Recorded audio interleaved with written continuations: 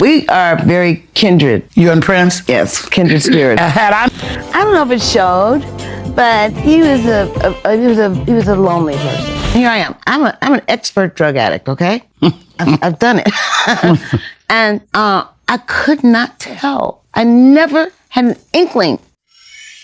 After decades of rumors, stories, and half-truths, she's finally saying what really went down between her and Prince. It wasn't a fairy tale. It was fire. Two unstoppable forces crashing into each other, making magic and chaos in the same breath. He was mystery wrapped in control. She was honesty set on fire. Together, they blurred every line between love, respect, and obsession. And now, for the first time, she's telling it her way. No filters, no myths, just the truth. This is When Funk Met Purple.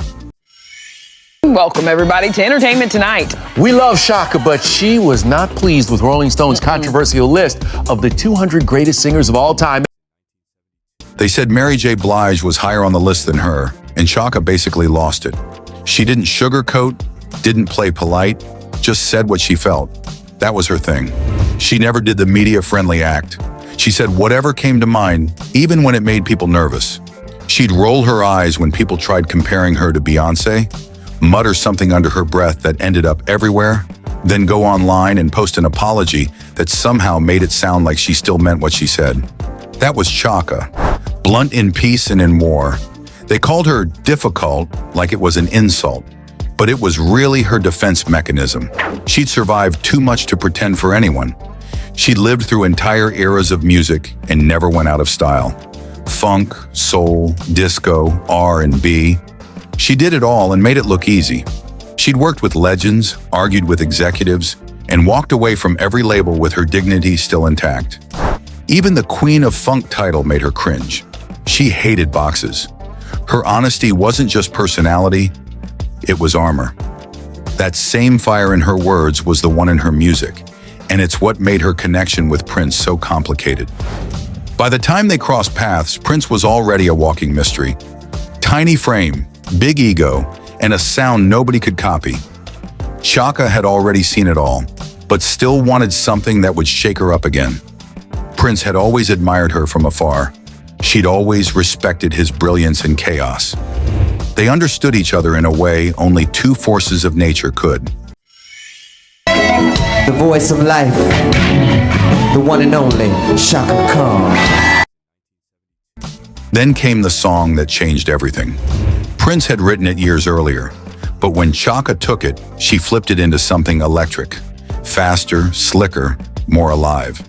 The track blew up everywhere, and suddenly everyone forgot it wasn't even her song. For a perfectionist like Prince, that had to sting a little, but that's what made their connection so addictive. She wasn't scared of him. Their first meeting was as strange as it was hilarious. Prince had literally pretended to be Sly Stone to get her to show up. She walked in expecting someone else and found him standing there with that smirk. It was pure chaos, but somehow it worked. That was how their story started. Messy, magnetic, inevitable. They circled each other for years, making music, pushing buttons, crossing lines. When he brought her into his world years later and they made an album together, it felt like a full circle moment. They performed together, laughed together, argued, created, and understood each other in ways that went way past friendship. Whatever existed between them didn't need to be labeled. It was just two icons who recognized the same madness in each other. We are very kindred. You and Prince? Yes, kindred spirits. People in the industry had been guessing for years. Was there ever something real between Chaka and Prince? Nobody ever got a straight answer. Whatever it was, it stayed somewhere between what they admitted and what they refused to say. Chaka always laughed it off. When asked if they were more than collaborators, she'd shrug, crack a joke, and switch the topic. But in smaller interviews, she let a bit of truth slip. She loved him, just not in the way people wanted her to say it. It wasn't romantic. It was something deeper and way harder to explain. Prince wasn't any better at clearing things up. He'd talk in riddles, say things that sounded like lyrics instead of answers. He'd brag about letting her do her thing, which was rare for someone as controlling as him. That kind of freedom from him said a lot. He clearly respected her in a way he didn't with most people. What they had was a weird mix of mentorship, friendship, and emotional tension. They were both too intense, too headstrong, too obsessed with being free. When they made music together, it sounded like they were talking through songs, coded messages buried in lyrics and production. People who were around them said they clashed because they both wanted to be in charge. But maybe that was what kept it interesting. Defining it might have ruined the magic. They didn't need a label. What they had was already too complicated to name. Chaka used to say they were alike. Stubborn, brilliant, impossible. And she wasn't wrong. They couldn't have survived a relationship. They were mirrors of each other. Too much fire in one room. Whether they dated or not didn't even matter at that point. The chemistry was obvious. You could feel it when they performed together, when they spoke about each other, when their music overlapped. It was something raw, creative, emotional, magnetic. Together they were chaos and perfection colliding, her honesty crashing into his mystery, funk meeting purple, and music stuck in the middle trying to keep up. You know, we did music together. That was what we that's what we really, bonded. Yes. By the mid-1990s, Chaka was running on fumes. Years of label drama, non-stop pressure, and the chase to stay fresh had left her drained. Her last big project had earned her awards and good reviews, but behind the scenes, she was burnt out. Her next album never even came out. Shelved before anyone could hear it. She later called it what it was: exhaustion from an industry that loved her voice but hated giving her freedom. Offstage, things were even harder. She'd been fighting her own battles for years. Alcohol, pills, the kind of pain fame never really fixes. She hid it well, always showing up flawless under the lights. But the weight was real. Working with Prince was chaos and brilliance at once. They moved fast. She'd hand him lyrics one night, and by the next day, he'd have a full track waiting. It was magic, but it wasn't easy. Prince had rules and lots of them. His studio ran like a temple. He wanted silence, perfection, and control. He even had a jar people had to pay into if they cursed. For a while it worked. They made something raw and honest, something that actually felt like breathing again. But two strong-willed artists sharing one space? It was only a matter of time before it cracked. Both loved control too much to share it. Eventually the fire cooled. They stopped recording, stopped touring. She went her way, he went his. But the connection never really disappeared. When he died, it broke her. It made her face her own pain, her addictions, the way she'd been running on survival mode. Losing him pushed her to finally get clean. Like even in death, he was still teaching her something. That brilliance means nothing if you can't outlive it. Once Chaka's story quieted, all eyes turned to him. The man who made magic and madness look the same. Prince's obsession with control had become a full-blown war with the industry. He was tired of being owned, tired of labels dictating when and how he could release his music. So he fought back the only way he knew how, dramatically. He dropped his name, replaced it with a symbol no one could pronounce, and walked on stage with the word slave on his face. It wasn't rebellion, it was a declaration. For him, control wasn't ego, it was survival. He wanted ownership of everything that made him him. But underneath the defiance was loneliness. He built his own universe and kept the key. He demanded loyalty, gave everything, then vanished.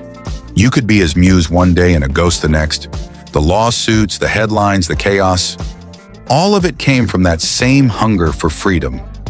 Even after he was gone, people were still fighting over his music, his estate, his vault of songs. That was the story of his life. A man too big to be managed, too protective of his own creation. Chaka understood. She saw past the myth and into the ache. What they shared was never about romance. It was two artists seeing themselves in each other's flaws. They knew each other too well to stay close forever. After he passed, she didn't sound nostalgic. She sounded honest. Someone who'd learned that genius and pain often share the same room. He showed her what happens when control takes over. She showed him what happens when you finally let go. They were mirrors, both impossible, both legendary, both still standing. He once said art was freedom made visible. She proved it by surviving. Here I am. I'm an expert drug addict, okay? I've done it. And I could not tell. I never had an inkling. His death changed her. It wasn't closure, it was clarity. She'd outlived one of the only people who truly got her, and that realization was both freeing and heavy. Prince had built a world full of secrets, mystery, and symbols. Chaka had built hers on truth, pain, and honesty. He hid, she revealed. But they were both chasing the same thing: freedom. Their tension had never really been about personality. It was about philosophy. Him trying to control the storm, her learning to live inside it. That's why their connection still feels alive, even now. They represented two sides of the same struggle, the cost of greatness. After he was gone, she didn't drown herself in nostalgia. She kept moving, kept singing, kept growing.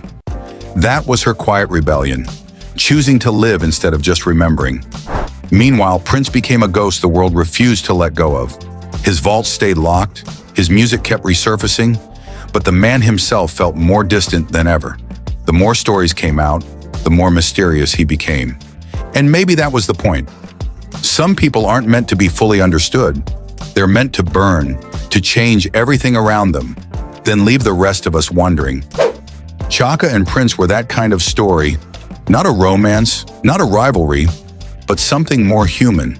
Two people driven by the same fire, paying the same price, and somehow still finding a way to survive it. They proved that greatness isn't clean, love isn't soft, and truth always costs something. But they also showed that the flame, no matter how messy, how painful, is worth it. Because in the end, that's what made them both eternal.